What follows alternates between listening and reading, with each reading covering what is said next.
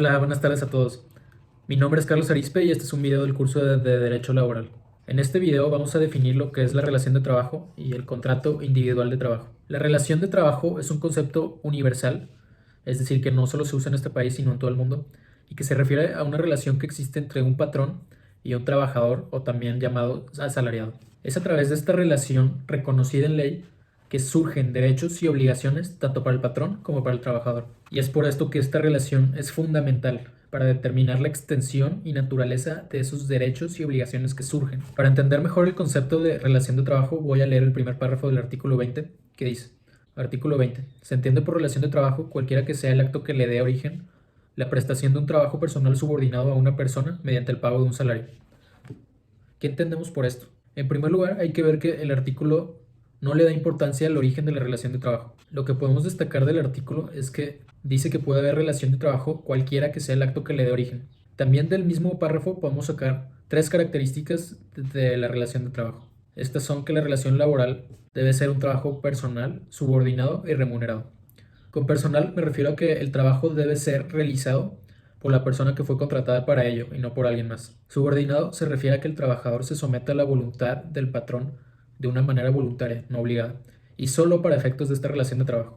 Y remunerado finalmente se refiere a que el trabajador realiza las actividades que le encarga el patrón porque busca una compensación económica. Ahora pasemos a lo que es el contrato individual de trabajo y su regulación. El mismo artículo 20 de la Ley Federal del Trabajo, en su segundo párrafo, habla sobre el contrato individual. Dice: contrato individual de trabajo, cualquiera que sea su forma o denominación, es aquel por virtud del cual una persona se obliga a prestar a otra un trabajo personal subordinado mediante el pago de un salario.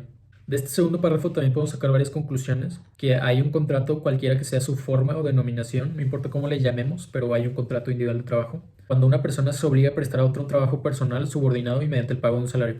Es decir, si se fijan, aquí en este segundo párrafo también están las mismas características que mencionamos de la relación laboral, es decir, que sea personal, subordinado y remunerado. Entonces, de este segundo párrafo podemos concluir varias cosas. La primera de ellas es que no importa qué nombre le den las partes al contrato, porque igualmente va a ser un contrato laboral que genere obligaciones tanto para el patrón como para el trabajador.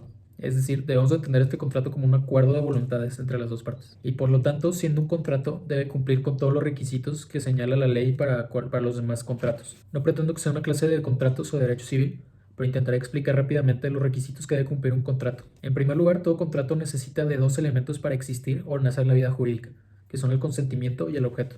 Por consentimiento vamos a entender ese acuerdo de voluntades entre el patrón y el trabajador, por el que se manifiestan su voluntad en el sentido de querer crear consecuencias de derecho. Este consentimiento se puede dar de manera expresa si hacen el contrato entre las dos partes, o por ejemplo si lo redacta el patrón y el trabajador después de leerlo y analizarlo lo acepta. Ahí hay voluntad de las dos partes. Puede ser este consentimiento también tácito, en el caso en el que el trabajador realiza sus actividades y el patrón le compensa con un salario.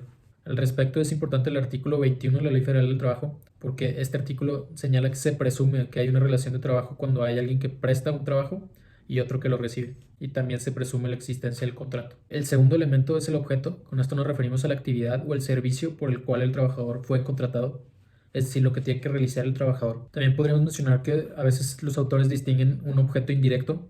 En este caso sería el objeto indirecto del contrato, que es el pago del salario o de la remuneración al trabajador. También los autores distinguen lo que son los elementos de validez. Si falta algún elemento de validez, puede seguir existiendo el contrato, pero el mismo será irregular. Estos son rápidamente: el primero de ellos es la capacidad de las partes. Conforme al artículo 22 de la Ley Federal del Trabajo, solo los mayores de 15 años pueden prestar libremente sus servicios. Además, si los que sean mayores de 15 y menores de 16 años necesitan una autorización de sus padres o tutores, y a falta de ellos la autorización de alguien de los que se indican en el segundo párrafo. El segundo elemento de validez es la ausencia de vicios del consentimiento, es decir, que en el momento de celebrar el contrato de trabajo no exista dolo, mala fe, error o violencia tanto física como moral, o inclusive la lesión por cualquiera de las partes. El tercer elemento de validez es la licitud en el objeto. Se relaciona con el elemento del objeto que ya habíamos visto y quiere decir que la actividad que el trabajador se obliga a prestar o a realizar tiene que ser lícita.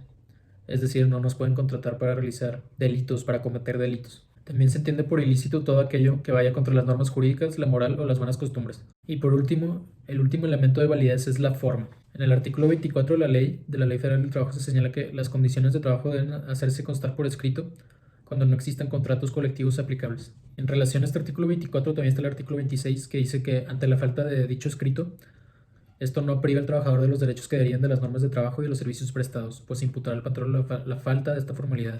Es decir, si no hay contrato, será responsabilidad del patrón y igualmente tendrás los derechos que señala la ley. De todo esto, podemos definir el contrato individual de trabajo como el acuerdo de voluntades entre el patrón y el trabajador que crea derechos y obligaciones para ambas partes. Por último, hay que señalar el artículo 25, que señala las cláusulas que debe tener el contrato de trabajo, que son el nombre, la nacionalidad, edad, sexo, estado civil, el CURP, el RFC y el domicilio del trabajador y el patrón.